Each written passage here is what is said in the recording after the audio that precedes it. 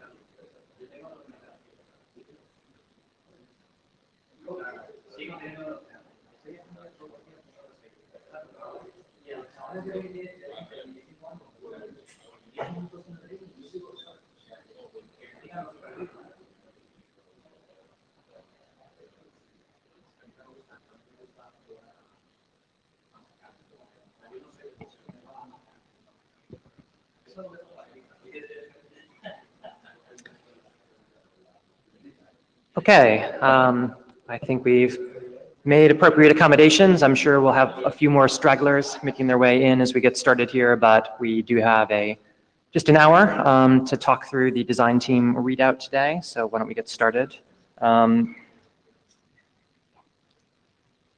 There are some things to note. Well, I doubt that anyone will be making any contributions to the annals of Internet protocol history here today, but do bear all this in mind. This is what we plan to do today. We're going to have the design team, in the form of Brian, I believe, give us a report. I'm sorry, not on the workshop, but actually on the document. You can see what I cannibalized this agenda slide from. And following that, we're going to have a bit of discussion, focused again on whether or not the identified possible paths forward seem like the right set for us to choose from, to make sure that the options are properly articulated, and that is our plan. Are there people here who would be willing to take notes for this event? I see one hand. I see two hands. Thanks very much. And if anyone could communicate things to the Jabber room as well, I do see a few brave souls in there. Is that your hand up, Gonzalo? Anyone for Jabber scribing? Okay, thank you. Perfect. So with that, I'm going to hand out some blue sheets, and Brian, why don't you come up and we'll get started.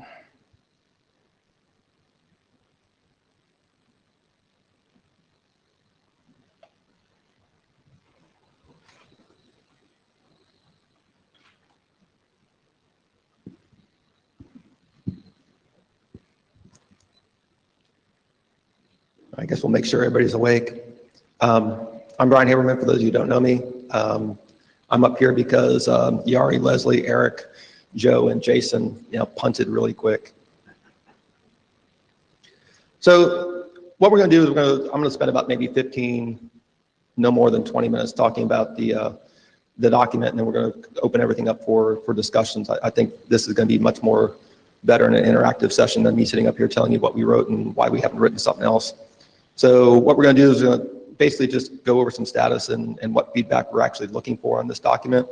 Go over some of the high-level descriptions of the options that the design team came up with, and go over a little bit at a very high level the feedback we've received so far.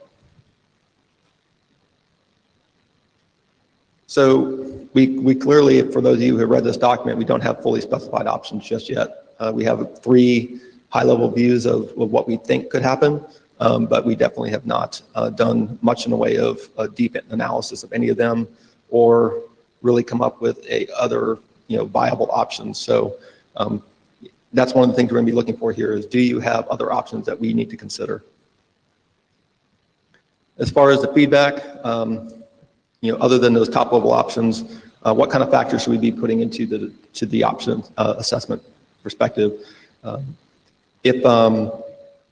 If we have factors that we're not aware of, then people are going to start questioning why we're picking certain things. And I know that some people have brought some up, but we need to hear as much as we can. This meeting is not about picking one of the options now. This is trying to flesh out what goes into this document so that we can get further analysis and detail around those options. And at this point, the design team would really like to thank those who have already sent us feedback. We've gotten a fair amount, and it's been very helpful. So the first thing I'm going to cover is basically some possible areas of reorganizations, and we have some information pulled out of the document for each of these. Organizational structure is the big one. That's where we spent most of our time, not only because it's what I see as the more complex vector, but it's also the one that has the most effect on these other areas of reorganization. Oversight, staffing, and the relationship to ISOC all play back into how we decide we want to structure ourselves. So for those of you who have not read the document, we came up with 3 potential options. The first one we refer to as IASA++. The second one is as an ISOC subsidiary, and the third one as an independent organization. So if anybody has other options that you think we need to consider, we'd love to hear it. The first one, IASA++, is pretty straightforward from an understanding perspective. Essentially, the structural relationship that we have with ISOC stays the same. ISOC still maintains all the funds and contracting authority on behalf of the IETF, and all the IASA staff would be ISOC employees. The big thing here is that we would be doing changes to the relationship between ISOC and IETF to make things function more smoothly, clean up issues that we've identified over the past several years. But essentially, the big part is going to be trying to keep the relationship as close to possible and only making changes as necessary. The second option would be to actually create a new ISOC subsidiary as the legal home of the IETF. The ISOC subsidiary can maintain its own bylaws, bank accounts, charter, board, staff, blah, blah, blah. The view of the design team at this point is that there'd probably be a potential heavy reliance on contractors for all the administrative functions. We could potentially eliminate the IAOC and replace it with a board of directors that has different aspects that we have to consider in and of itself. And then we have to deal with what does the administrative staff, what authority do they hold with relations to decision-making authority, both from a either a tactical or strategic decision point. And the third one, for the most part, looks relatively similar to the ISOC subsidiary, except it's now a separate nonprofit organization. So we would then again have our own bylaws and bank accounts and charters and boards and all that other fun stuff. Administrative stuff would still be done with contractors to do all the heavy lifting for that. The one thing that came up is now we'd have notional responsibilities within the administrative staff for not only the administration parts, but also the fundraising, communications, and personnel decisions. In those other vectors of reorganization, I just pulled together a couple of quick points just to kind of highlight where things could possibly go. With oversight, that really ties back into what the relationship is with ISOC. It also affects, what the oversight body does with respect to administrative decision making. And it would also require some level of defining what that IETF community interface looks like. On the staffing side, our view is that the staff side is going to need to increase in some form or fashion in order to handle all the workloads. And the administrative staff could be ISOC employees or they could be contractors. But again, that kind of ties back into what our relationship with ISOC would be. And that change in the ISOC relationship pretty much runs the gamut. I mean, it could be as similar as it is today, all the way down to being completely independent, and would require some level of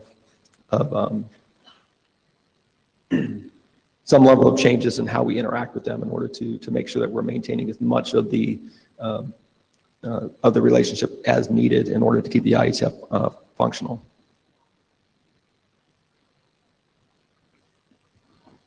Some of the things that we came up with when we were going through these options, the way we would treat some of these things changes based on what option we go down. So whether we're transferring intellectual property between ISOC and some other entity, same thing with contract with either existing or new contracts. The administrative oversight model, clearly would change depending on what the relationship with ISOC would be.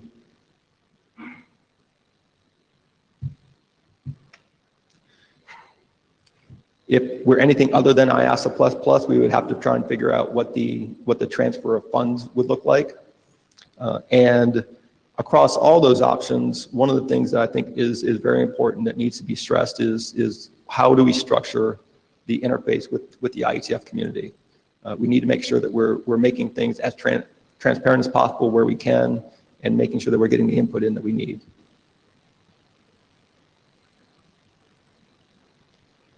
So the last couple of slides, essentially what we're going to do is going to kind of go over the feedback we've gotten so far. We broke them down into 4 basic areas, and I'm just going to go over briefly what some of these things are. So, within the general document feedback, there are some things in the document that we know we need to clean up. This was a first pass 0-0 document, and even when we were discussing this within the design team, there were certain things we felt like we had to get done just because people were going to want to see certain things. But there are clearly things that we need input on in order to make further revisions to the document. And I think a lot of the stuff that would come back as far as general document feedback is concerned falls into that category. Some of the feedback on options really kind of ties back into what the analysis we would need to do in order to make these options viable candidates to consider. We know that we're missing a bunch of information that we're going to have to dig into, but this also ties back into what kinds of factors do we need to include in the assessment of these options. And I think a lot of the feedback on this options will help with that, but we need more. As far as the IAOC goes, we understand that there are going to be changes or need to be changes to how decisions are made. And a lot of the comments that we received on this essentially discuss some of those aspects that would need to tie back into what the decision-making process looks like, who gets to say what, when, and we need to make sure that we clean that up. And then we had some other more generic feedback, either talking on transparency issues. Member selection, we touched on a little bit because as we were looking at different options, we were talking about board of directors or oversight committees and what were the skill sets we were going to need. Those kinds of things are really going to have to be ironed out, and whether or not they actually fall into our current model for selecting people is probably a big question that needs to be dealt with.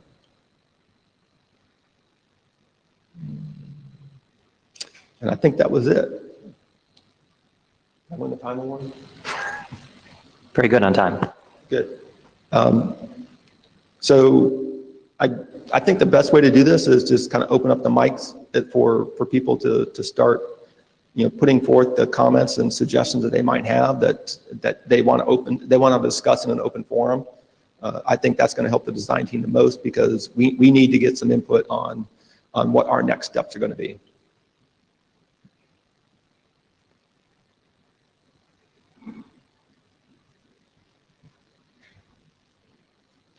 Jordi Palet. I read the document when it was published, so probably I forgot if what I am going to mention is already considered in the document. But in my opinion, one of the risks of being an independent entity is that we will depend directly on sponsors, which typically may be big operators or big vendors. And I am not sure if that's good for being an independent standard organization. I think it's risky. I have been thinking the last week since I read the document and I sent my inputs to the list. I really think we probably better stay within our actual ISOC umbrella, but just try to clearly separate the different functionalities and staff and all these kind of things instead of going to a total independent organization. So I'll say two things. The first one is that we were taking into consideration some of the other comments that people have made about what are the implications of different funding models, and I think that's going to be one of the important factors as to how we actually assess these different options. But we don't really want to have a discussion here today about which of these options is better. I guess let's just try to keep this for articulating what the options are and kind of if we've got them right and what are the aspects of these options we need to better articulate in order to make a decision. Please. Bob Hinden. I don't have to say the second thing I was going to say. Bob Hinden. There's not a little different tact than what Jordi said. So I view the IETF, it's a volunteer organization largely. We have one full-time staff member, we have lots of contractors, but all the whole standards process and the IOC and the trust are all volunteers.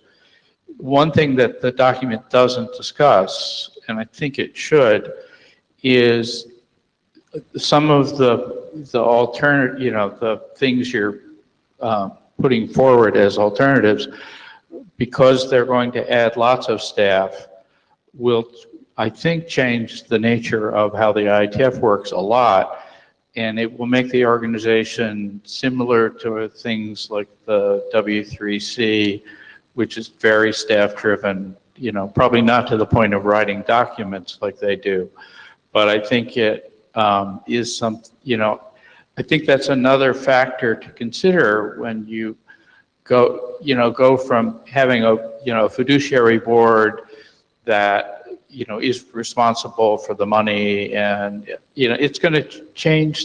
I think it will change the nature of the IETF a lot, and I think that's something you need to sort of examine in this work. Can you explain that maybe a little more for my benefit at least of how we would describe the nature of the IETF and how it would change in a design team document? Well, I mean, so you talk about having the staff make most of the decisions for things, and having the, what we call the IOC, which it sort of complains about has gotten too much into the operational decisions, to having a board that's only looking at the strategic view. So a lot of things that I think the IETF will care about will start to be decisions made by staff. And at least that's what I read, the way I read it. And I think that's a very different way than we do it now. Who makes those decisions now? I think those decisions are largely made by the IOC and the larger community. So, and they're not made But they're not all driven, the staff executes what the IOC says to do. And I think this is proposing to, or some of the alternatives are proposing to go to a model where staff makes more of these decisions. So I don't know if Leslie's in line to answer this question, or were you there for another reason?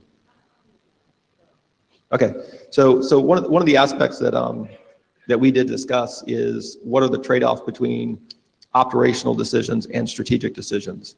And I think that's where we would have to decide what does the oversight for those decisions look like, and what would the mechanism be for us identifying what would be considered operational versus strategic. And I think that's where you get into, how does that affect the IETF as a whole? Ted? Ted Hardy. So 2 questions, one of which is really to the chair, because I made this mistake on the mailing list once before, and I want to be clear today.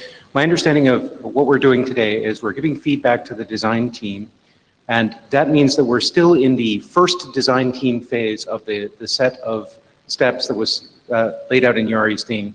And some later point we'll get to the later steps, including the working group, et cetera. So just want to be clear that that's where we are. That is my understanding, yes. Okay.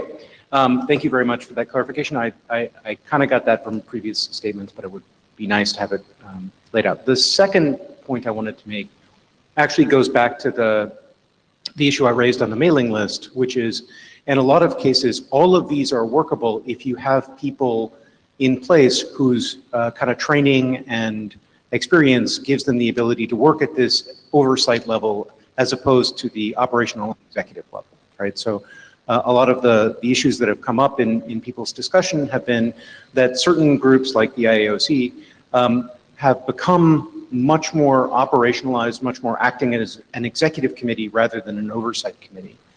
And I think I and some other folks said that may be because of who the pool of people you're drawing on. Like myself, you end up in this as a consequence of a different role, and your natural tendency is to kind of dive in and follow some process that was laid out that seems to get you into the weeds very quickly.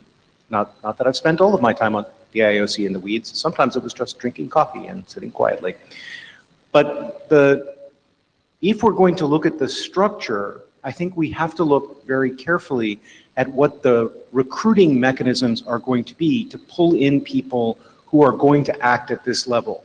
And so I think that if you look at a subsidiary structure in the abstract, or you look at the independent one in the abstract, without actually having a very clear idea of how you get the right people into these board level roles that are replacing the IOC as it exists now, you run the risk of kind of operating on hope rather than strategy.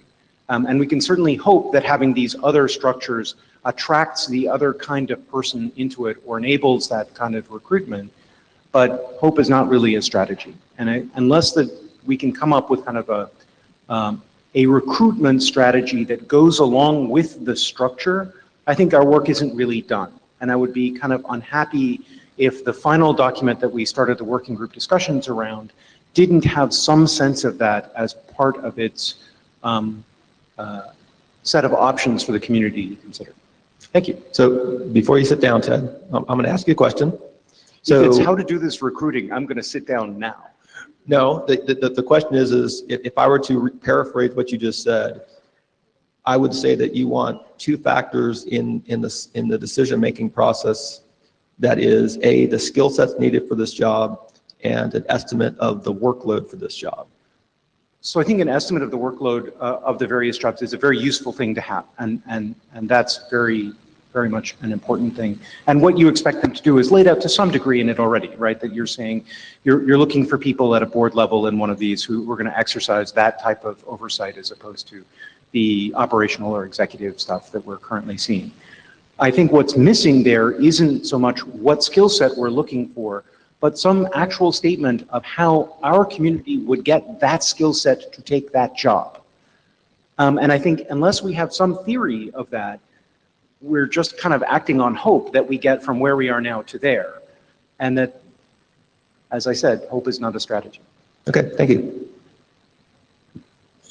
Leslie Daigle, and just to follow on to what Ted said, I was involved in the hiring of the first IAD, and I now find myself involved in the hiring of the interim IAD.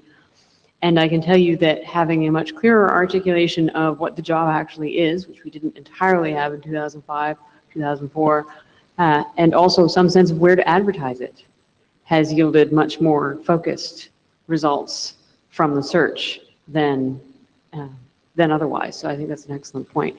What I actually stood up here to say is, mostly as an individual, I am a member of the design team, but some of this is sort of reflecting on my experiences and also sort of hearing the design team work presented this way as opposed to being in the thick of it. There are aspects of this that I think we need to keep in mind, including what problem are we trying to solve. I think we haven't been clear in stepping away from trying to define the full problem set. We haven't been clear about what problem we think individual directions solve.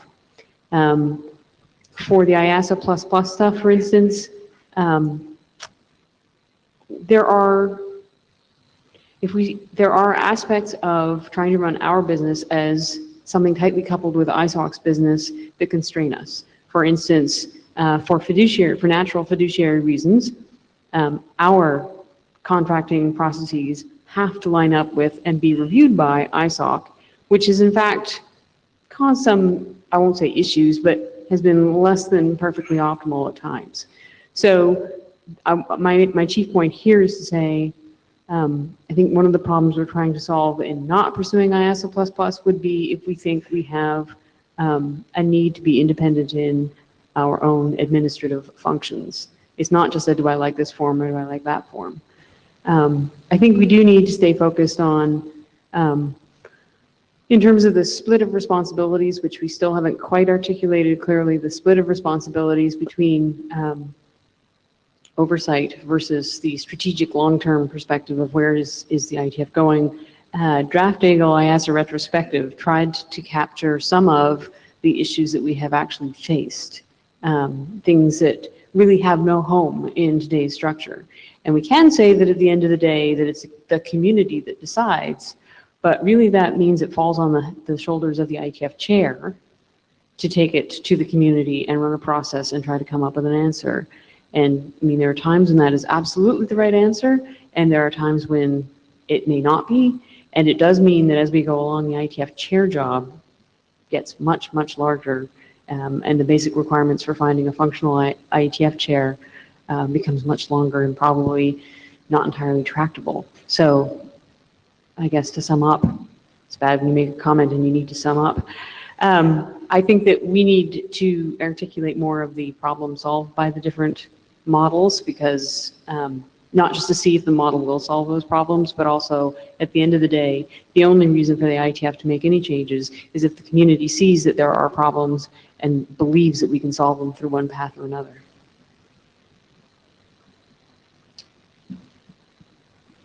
Hello. I'm Jonas Hoinen and I work for Nokia during daytimes. I read the draft and I kind of like, and I listened to some of the comments that happened here, what Bob said and what Ted said.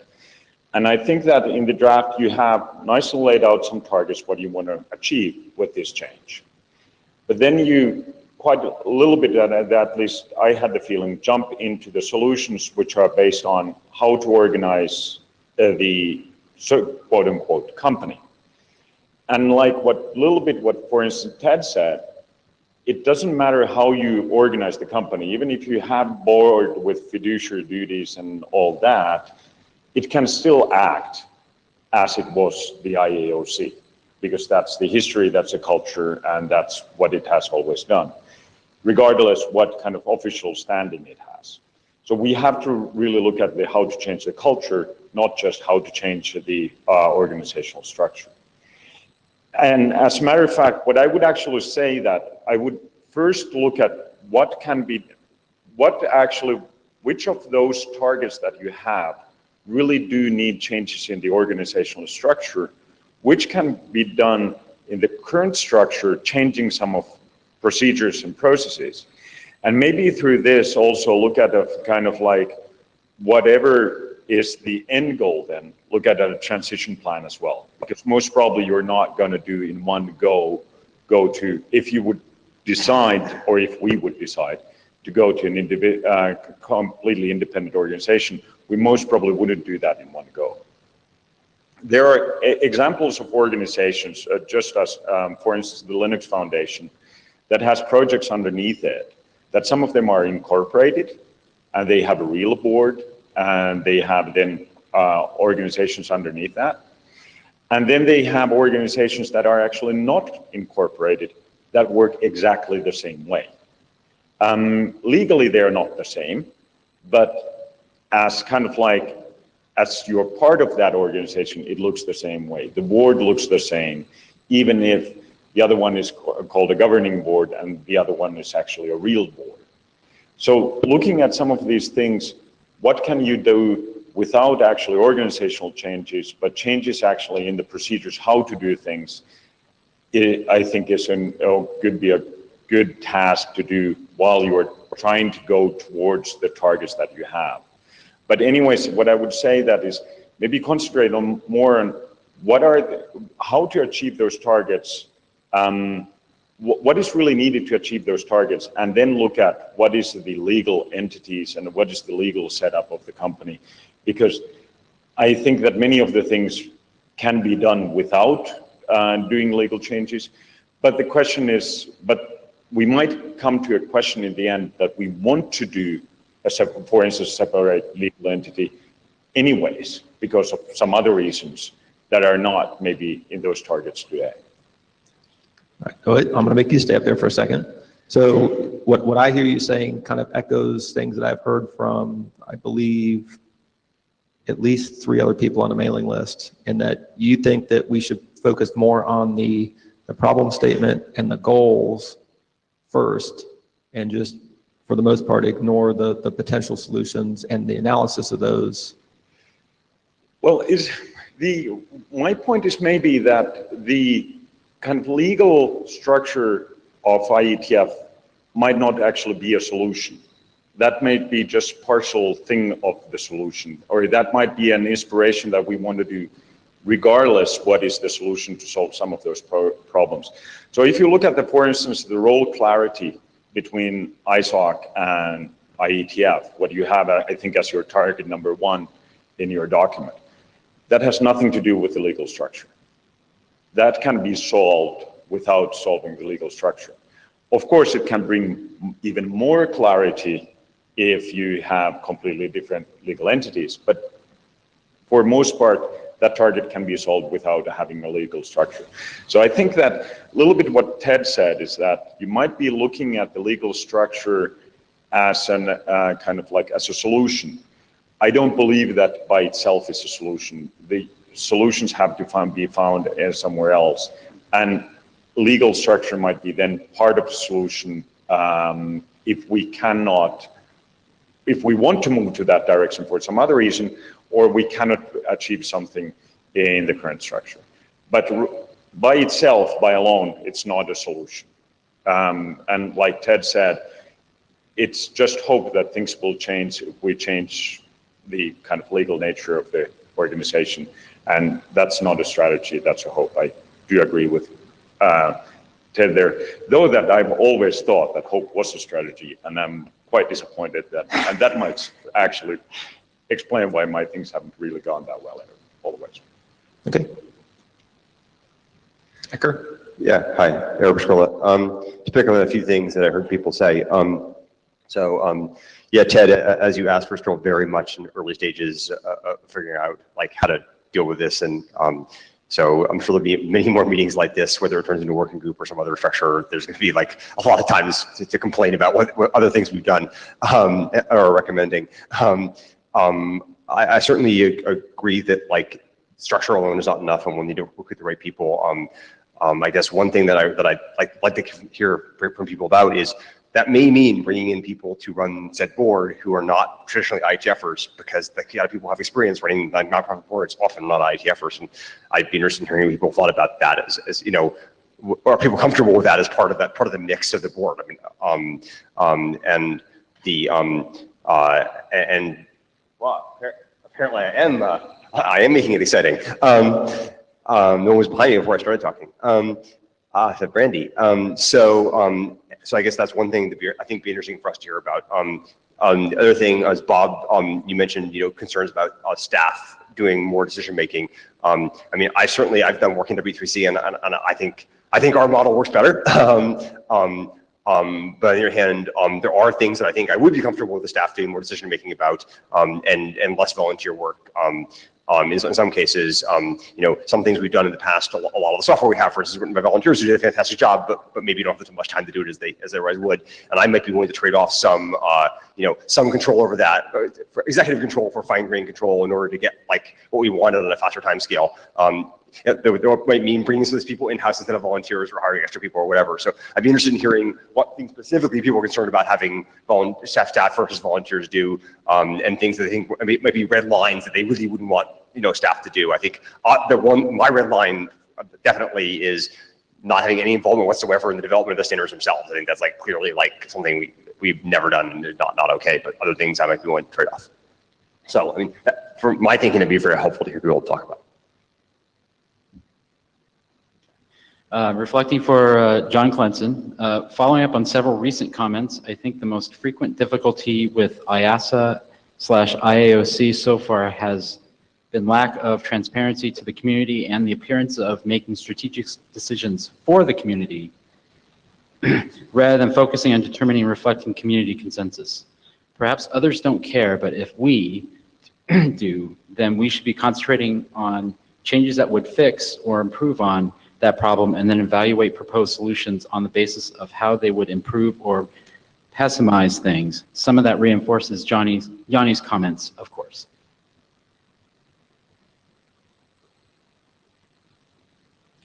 Randy Bush. My first reaction is, I'm a boy. Change? Oh no. I think up-leveling. We're at a problem where we're at an intersection of understanding our own culture and the shibboleths which we worship, transparency, openness, and I'd like to remind us of technical correctness and elegance and excellence, and the ability to handle running a small business. That's an unusual intersection, as we have proof of concept. We're not very good at it. When I look around of the legs of the stool we propose to stand on, the only one that seems to have that intersection, strangely enough, even though, well, let me back up a second. I have an instinct against, we should have internally a staff that we pay, et cetera, because the minute you bring employees and money in, it changes the game. Okay? But when I look around to the legs of the stool we stand on, IAOC, ISOC, et cetera, the one that seems to have the largest intersection of cultural clue and ability to administrate is the Secretariat. And I'm really cheered by seeing whoever and however people made the decision to park things at the Secretariat for the moment, because then I don't have to think about it. And how we go forward, I think it's a really tough thing to find that intersection. We're clearly not good at it. And ISOC clearly doesn't get the culture.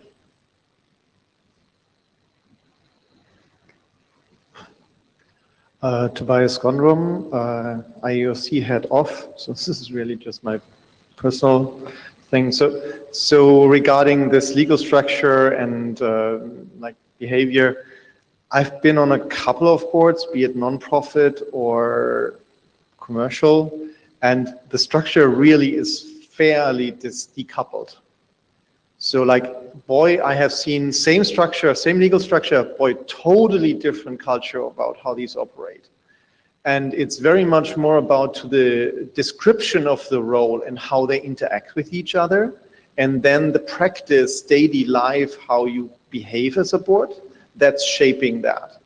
The legal structure has very tiny influence, at least in my humble experience. And that kind of leads to the point with the interfaces. So when you change our expectation how we operate, that actually needs to be reflected in the interfaces that the IOC is talking with, be it the IAD, be it ISOC, be it the committees. And so just changing one doesn't help. You actually this needs to be reflected that this capability is mapping. So if you want to have more oversight, that means behavior of the other interfaces needs to also change. And last but not least, so this question about staff, IOC, and community. So if we want to hand over more action to the staff, more decisions, I think John Clanson channeled this from Jabber, like today there is this concern that the IOC is already taking too much decisions.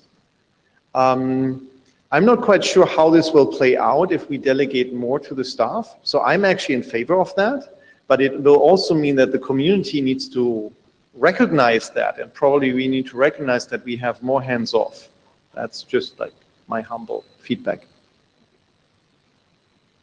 Brian Rosen, I have 2 points. I had a conversation on this subject, as I think many of us have, and my initial leaning was towards not changing structure much, because I mostly fear what the consequences will be, and we know what we've got now, and I'd rather improve what we have than start over again. But there's one thing that the person I was talking to said that did strike me, and I'm going to preface this by saying it doesn't apply in the current circumstances, but we can't fire the IAD. He doesn't work for us. There's a process to mess with it, but we can't actually fire him. And that does seem like a problem.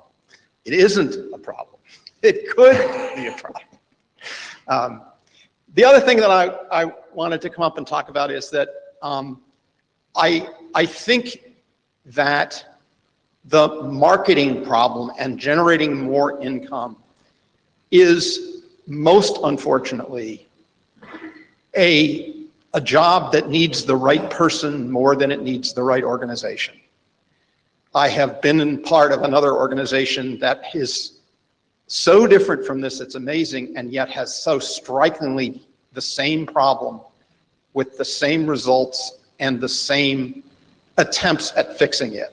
They keep thinking that if they change the organization, that they'll figure out a way, that organization will figure out a way to raise the kind of money that they need in order to succeed. And the only thing that actually worked was finding the right guy, who turned out to be somebody that the organization itself doesn't really like, but he's really successful at doing what he does, and their problem is on their way to getting fixed. And I fear that maybe fear is the wrong word. I think that we may have to deal with that issue very directly. We need to get somebody who's a real marketing guy, who spends a lot of time making lots of promises and saying the right things and blah, blah, blah, blah. And engineers are really, really bad at this. But if we want it to succeed, we'll have to find the right staff to do it. Brian, let me stop you before you go down. So do you think that we, as the IETF, possess that kind of competence personally? No, I don't think we have that kind of competence. We were talking about the marketing problem, the raising money problem. Yeah, identifying the person problem. Oh, identifying the person. Yeah, I think we might have a problem identifying the right person, but I guess that's, yes, how would we do that? I don't know. I mean, I think that we have a better shot at somehow stumbling into the right person than we do at making it work any other way. I'll say that. Okay, fair enough. Thank you. Yarek, speaking as an individual, even though I'm a member of the design team as well. So the comments about the culture versus, or the culture being more significant than maybe the legal structure, are of course, spot on. I do want to point out though that like when we're thinking about these things, there's actually multiple dimensions. So as an example, whether we do more operational type of board versus strategic board, it's a cultural thing, but that's a choice of the task that they have. There's also a clarity issue that I feel, I mean, we might have some opinions about, or even a debate about whether, which one of these directions is right. But I think we at least have a clarity. So there's not necessarily always clear what we're trying to do, and fixing that clarity issue would take us a long way into having a functional, better functional boards and structures in place. And the other thing is that Ted mentioned this hope aspect, that we can hope to find those people. But I think we also need to sort of realistically look at the current system and sort of assess how, for instance, if we operate on an operational basis, do we actually have people that have the kind of time that doing that properly it needs? And I think the answer, at least in my experience, has been that we don't always have, because the board members just don't have the time to deal with all the operational issues. So it's not necessarily a very well working system at this point, because of the confusion and then lack of ability to get the people who would actually have time.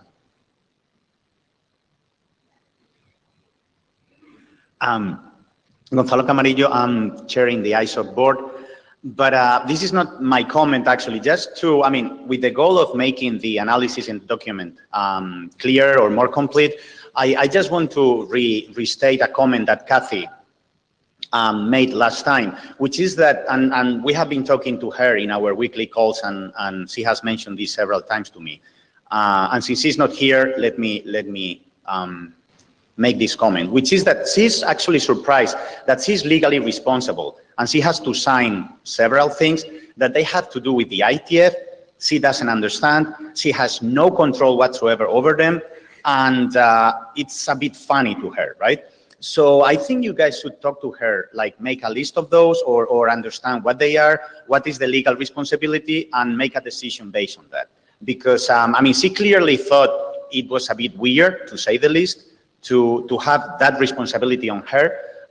So I suggest that, you, as I said, you talk to her and clarify that, so that everybody is on the same page regarding what those are.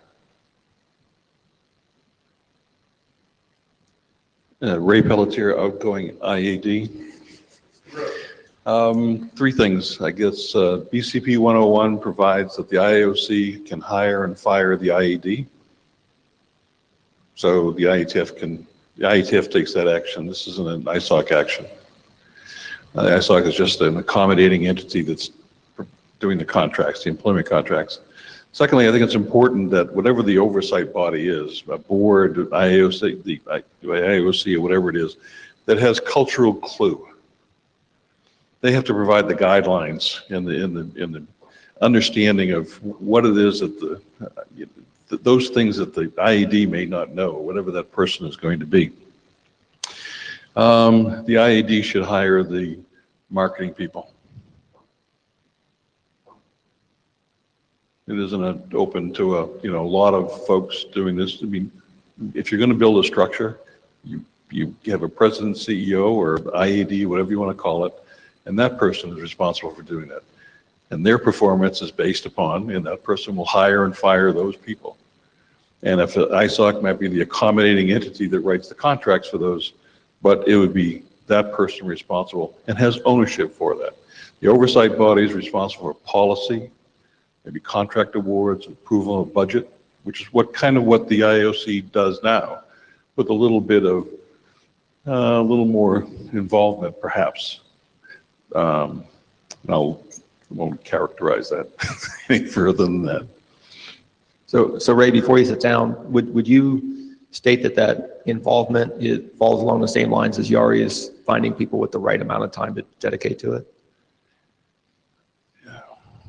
Personally, I think that the IOC should be in a position where it's meeting quarterly, not once a month, and it takes up those issues like budget, policy, and contract awards, and not many other things, and let the IAD or whoever it is run the business.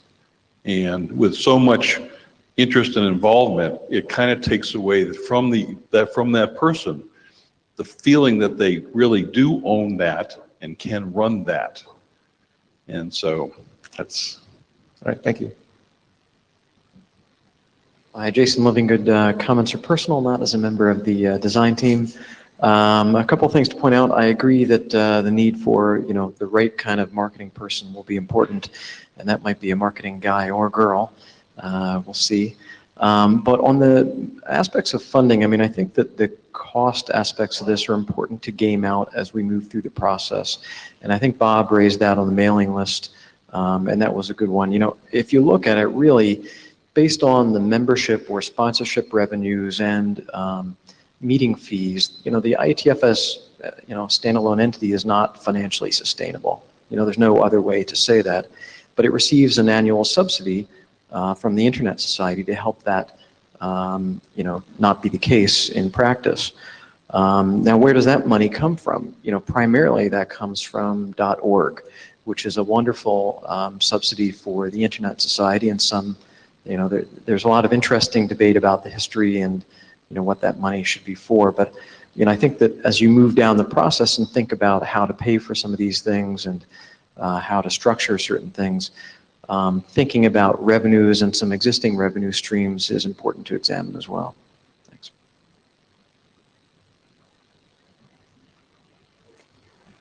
Thank you. I think, Brian, you don't need to stand up there and take any more comments to this particular point, but I do want to make sure we have about 50 minutes left here, that people in the room do feel like of the set of identified possible paths forward that are in the document, does it seem like the right set? Does it seem that the things that are obviously missing? Are the lines not clearly drawn between these?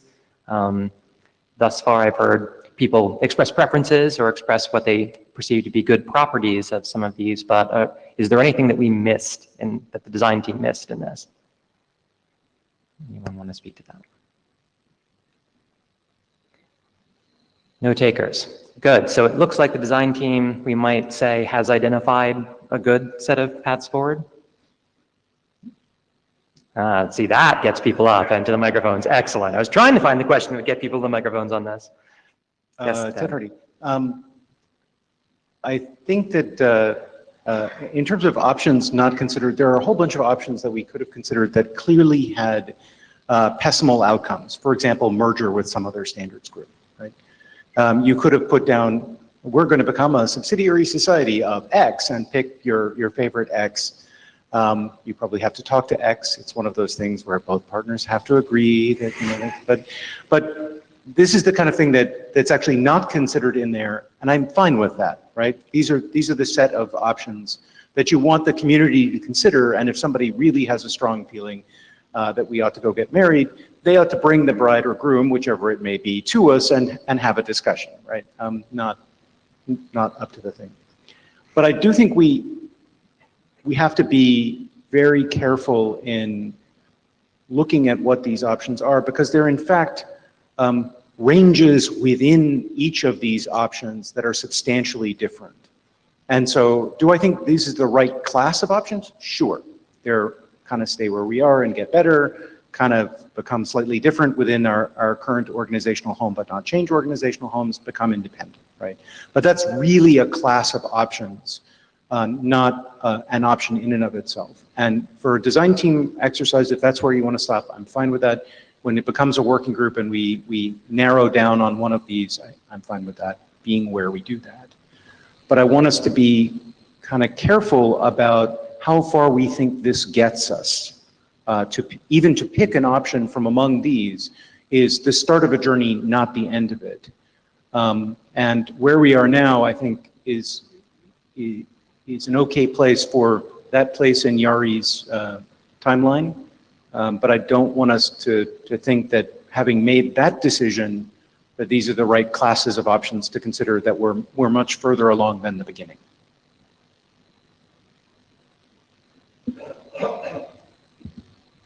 Yeah, Jonas Soinen again. So I agree with what Ted said, but that wasn't really why I came here for. So yes, I think these are the possible viable ways forward in terms of a legal entity.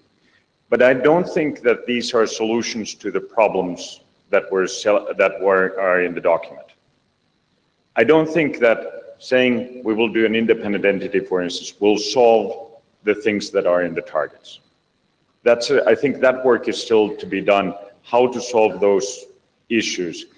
The kind of like, I think that there's at least a potential to get those all targets within any of these. And like Ted said, then there are subclasses under these classes, how to do that as well. So the structure is, so you're keep on showing this picture, but yes, this doesn't, none of those three things actually have anything to do with this. Anything to do? I mean, Nothing. so some of these structures would obviously radically change this, right? So in IASA++ structure, we could argue, sure, you just kind of point the arrows in different places, but some of these structures would really utterly transform this, right? No, potentially, yes. But the thing is basically, if you take an independent entity, you would call the IOC board, and then you would keep everything like it is. You would have the same mass, so to say. You wouldn't have solved anything.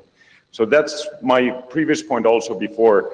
The legal entity question will not solve any of those problems by magic, but you have to actually find a solution for those and then see what you need in addition to kind of like where that kind of contributes, that which legal entity that you're getting it. I mean, to that, Anna, let me just ask one question in the room. Is there anybody here who thinks that if we just, is something that we can consider, if we just made the IOC more consultative and transparent, would that alone fix enough of the problems that people think here? Is there anyone who thinks that? So that's one we can at least take off the table of this. We need something that is more IASA++ than that, right, to fix these kinds of things. Of course. Leslie? Leslie Daigle, and I think I'm emphasizing Yanni's point. I hope I am. I get the point. I take the point that just saying this structure or that structure doesn't answer the question. Devil's in the details. How are you going to implement any of those structures? At the risk of dumping a whole lot more work down on my own head, among others, it seems like a more useful approach might be to start from, here are the problems that we've identified, and here are the ways they could be addressed with these different structures, and then tot it all up at the end so that we can have a rational discussion about which flavor of a path forward did we want to pursue. Because I don't think we can discuss the trade-offs of, subsidiary, independent, IASA++. We don't really understand how they're addressing the problems we think we have. So it's like flip the vertical and horizontal axes in the document. No, I think I'm from up here hearing a lot of the same thing from this discussion. I'm hearing a lot of people who are talking about the properties that the solution needs to have more than necessarily should we choose from one of these three things. And I think that's what I suspect maybe, and Ted, correct me if I'm wrong, underlies a lot of what you're saying, what the properties are that we need to drive this towards, rather than just kind of, well, if we create a structure like this, we can hope that those properties will somehow magically arise from it. Yeah, so my point was exactly what she said. Okay. Lucy Lynch. So I actually think, given some of the comments at Mike, that there's probably prep work before one of these structures is clear.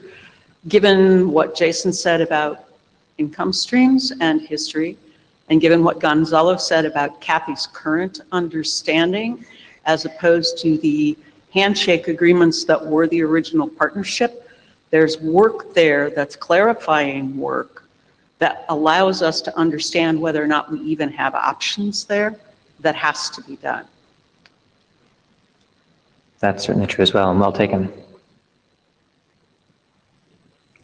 We scheduled for about 5 more minutes if there is anything else that people feel we've missed here that we should be talking about. Again, I think this discussion about what the properties are that we're trying to drive towards is probably a very valuable one for the design team to hear about before they go back and take another swing at this.